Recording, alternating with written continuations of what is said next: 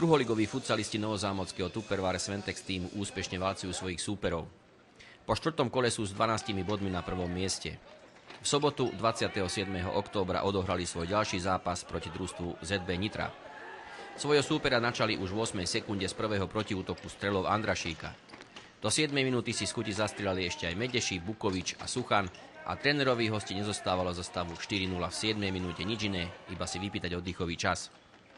Po ňom sa hostia predsa len pozbierali, niekoľkokrát ohrazovali bránku Gedaja, ale ten s úspechom všetko vychytal. V 24. minúte zápasu sa hostia predsa len dostali do šance a znižovali na 4-1. 5. gól po strele Suchana potešil celkom slušnú divácku kulisu, pridal sa aj Dangvan a keď v 33. minúte prekonal nitrianskeho brankára aj Bačík a upravil na 7-1, boli hostia zreli na úterák.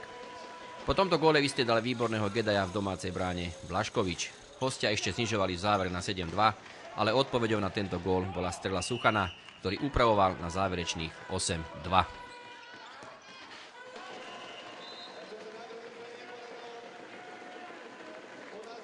Dnešný zápas ako prebiehal veľmi ťažko, lebo sú to chalani z Nitry, ktorí nás poznajú, ale myslím, že dopadol veľmi dobre a sme tu že všetci spokojní. Zdá sa, že ten zápas bol rozhodnutý vlastne prvej polovici, 4-0 predsa len, aj keď také góly sme tu už mali, že 4-0, potom sme prehrali. V druhom počasí si trošku poľavili. Tak je to pravda, na začiatku padli rýchle 2 góly, ktoré vlastne nás udržali v podstate a ten druhý polčas prebiehal už tak, jak prebiehal v podstate. Mali sme nahrané, chceli sme hrať viac z obrany, nie pressing, čo vlastne hrávame a preto to tak aj vyzeralo. Ste jeden z nových posíl Sventex Tupperware tu v Nových Zámkoch. Povedzte niečo našim divákom o vás.